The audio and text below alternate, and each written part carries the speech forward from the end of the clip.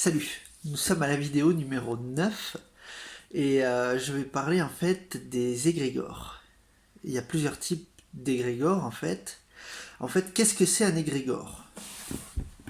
Alors, on va le marquer égrégore. C'est quoi ce mot quoi?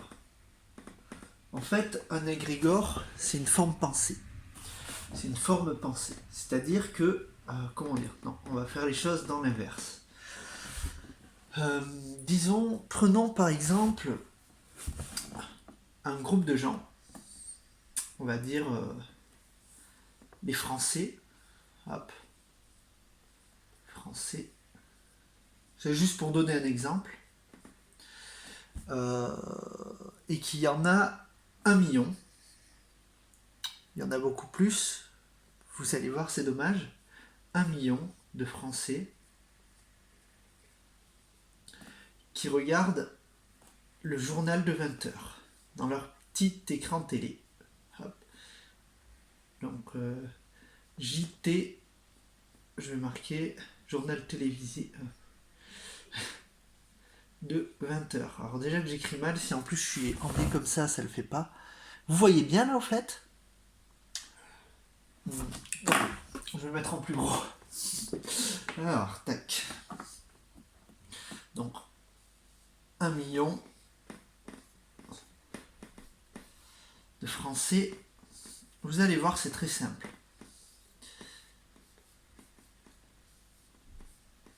Ah, celui-là il se remet à bugger. Bon. Et là, il y a qui sont devant leur téléviseur. Donc, le JT 20 heures. Voilà, le jour. Donc, qu'est-ce qui se passe quand il y a par exemple 1 million de Français qui regardent le journal de 20 heures? Ils vont se mettre à émettre des pensées. La pensée étant une impulsion électrique. Il y a 1 million de Français qui émettent des pensées inconscientes à croire ce qui se dit là. Je vais changer de stylo. Ils vont croire ce qui est dit là. Et ils vont émettre des pensées, oh putain, qu'est-ce qui est en train de se passer, catastrophe, ou là il va peut-être se passer ça, ils projettent, etc. Ça crée en fait une sorte de nuage qui est, on va dire, relié à l'inconscient collectif. Ça, c'est l'égrégore. C'est la forme pensée. En fait, ils créent, c'est comme si cette même pensée qu'ils avaient tous crée quelque chose de plus grand qu'eux, et qui fait en fait, ça crée une entité non physique qui s'appelle un égrégore. On peut le dire comme ça. C'est une entité non physique, ça, l'égrégore, et qui ensuite va avoir une influence sur les événements. C'est qui crée l'égrégore? C'est nous, collectivement. Vous voyez, on parle de créer des égrégores. Donc ça, c'est les égrégores qui sont assez négatifs, qui sortent de la télé parce qu'on te bombarde d'informations négatives. Mais maintenant, qu'est-ce qui se passe?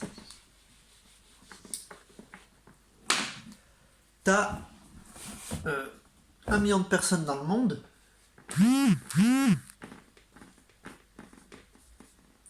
1 million de personnes, 1 million d'humains. Voilà. Dans le monde. Qui pensent, qui suivent des informations et qui attendent de ça en fait, donc des galactiques,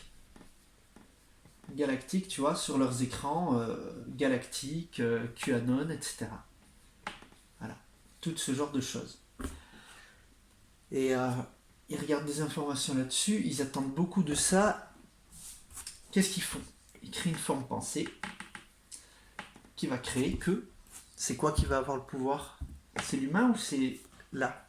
On donne encore notre pouvoir à l'extérieur. On crée une forme pensée. Je dis pas que tout ce qui est galactique, etc., ça n'existe pas. Je dis pas que tout ce qui se dit à la télé n'existe pas. Simplement, c'est une réalité qui est déformée. Et en fait, cette réalité de galactique, etc., est peut-être une réalité aussi qui peut être déformée. Et en fait, on donne notre pouvoir là.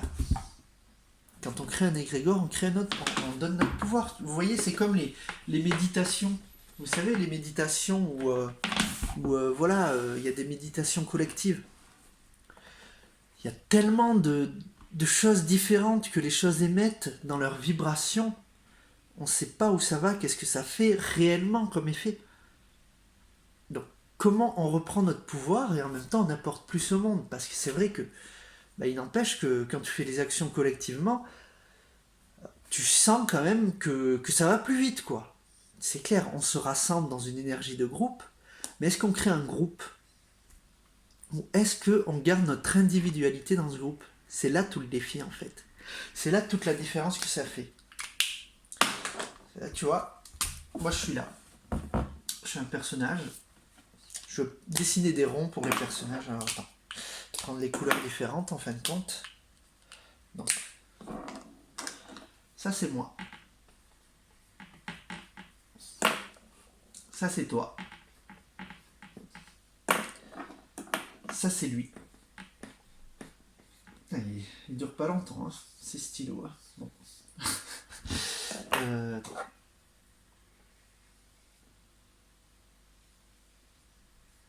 Voilà. Donc, et après, plein d'autres gens. Hop, hop, hop. Hop, hop, hop. Et hop, hop, hop. Voilà. Donc, il y en a plein d'autres. Qu'est-ce qui se passe? Quand tu crées le groupe, tu as un esprit de groupe qui se crée. Une forme d'égrégore, on va dire. C'est-à-dire, moi, je suis en relation avec toi, on est deux. Il y a une troisième équation qui se crée dans la relation, d'accord? Il y a lui qui arrive dans le groupe, il y a toujours ce quatrième. Et même il y a peut-être plus, parce qu'il y a la relation entre moi et toi, entre moi et lui. J'ai mis l'IU. Ah, c'est marrant. Lui. J'avais pas remarqué. Entre moi et toi, entre moi et lui, et la relation du groupe entier. Il y a une relation. J'ai une relation, je ne m'en rends peut-être pas compte, mais je suis en relation avec ce stylo. Je suis en relation avec vous, alors vous allez voir la vidéo en différé. Vous êtes en relation avec moi, d'une certaine manière. Maintenant, est-ce qu'on donne son pouvoir au groupe? Est-ce qu'on a la capacité de rester un individu dans ce groupe? Et c'est ça tout le truc, parce qu'il n'y a pas de mal à créer une énergie de groupe, tu vois, tous ensemble, là. Il y a une énergie de groupe qui se crée. Mais est-ce que c'est pour vénérer quelque chose d'extérieur? Vénérer l'extérieur?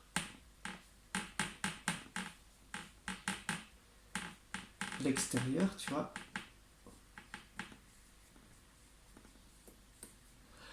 Ou est-ce que c'est en fait...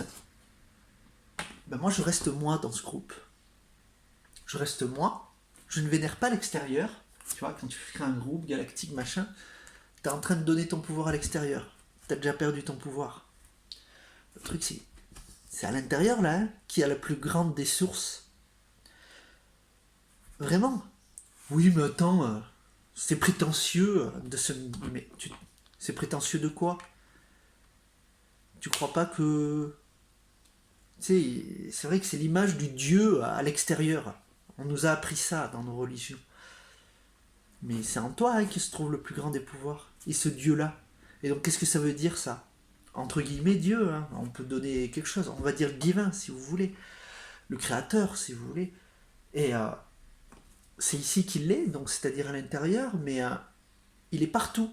C'est un intérieur qui n'est pas un intérieur. C'est pas à l'intérieur du corps. C'est pas à l'intérieur de l'âme. C'est autre chose.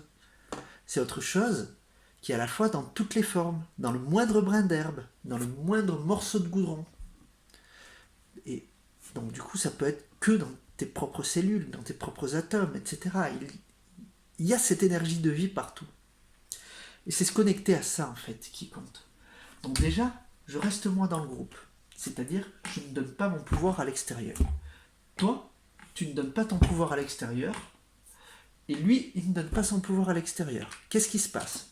Chacun reprend son propre pouvoir. chacun reprend son propre pouvoir, et donc là, tu crées une énergie beaucoup plus forte et puissante, parce que chacun a gardé son propre pouvoir, plutôt que de le donner entre les mains de l'extérieur. Que ce soit un gourou ou autre chose, mais gourou c'est très connoté, hein. Gourou c'est super positif comme mot à la base, hein. Ça veut dire maître, hein, en Inde. Il n'y a rien de négatif là-dedans, hein. Donc voilà, je pense que je fais le tour sur les égrégores. Alors comment retrouver vraiment cette souveraineté en fait individuelle? Quand on rentre dans un groupe, arriver à garder qui nous sommes et exprimer qui nous sommes. Tu vois, tu te tiens dans un espace de conscience. Samedi, on a fait les premiers apéros de la conscience. C'était super, c'est bien passé. Avant, je faisais d'autres apéros de ce style quand j'étais à Toulouse. Et tu sens qu'il y a une énergie dans le groupe. Et en fait, on n'est pas un groupe qui crée un groupe. C'est, les apéros de la conscience, c'est pas une appartenance. Ah, moi, je fais partie des apéros de la conscience. Non, on se rassemble juste. Et chacun vient avec qui il est, avec son point de vue, avec les solutions qu'il peut apporter aux autres, etc., avec ses questionnements, etc., qui peuvent être posés sur papier. Mais chacun vient avec qui il est.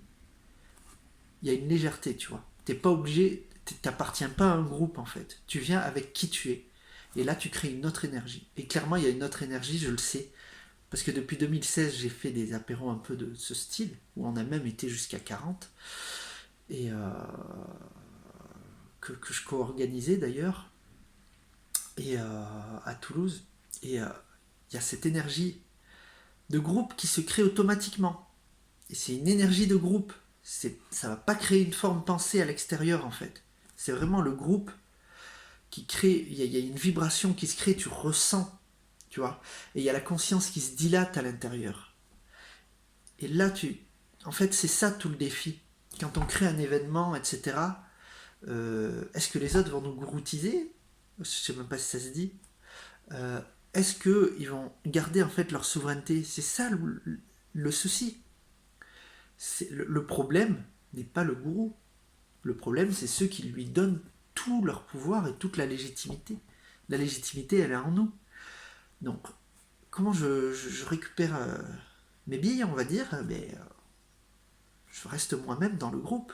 Et j'ai conscience, je prends conscience que personne n'est meilleur que personne, que chacun apporte sa pierre à l'édifice, et j'apporte de la légèreté. Et là, on se tient dans un espace où chacun peut exprimer qui il est, il n'y aura pas de jugement, etc. Juste chacun est comme il est.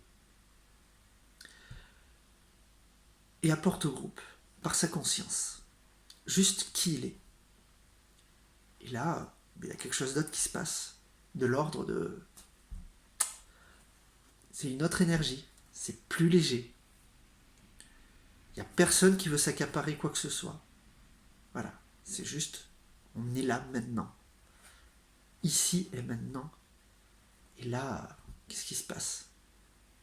Il n'y a plus ce sentiment d'appartenance à un groupe, il n'y a pas de sentiment d'appartenance. Et même ça se sent hein, avec les apéros de la conscience, ça se sentait avec les apéros perchés à Toulouse.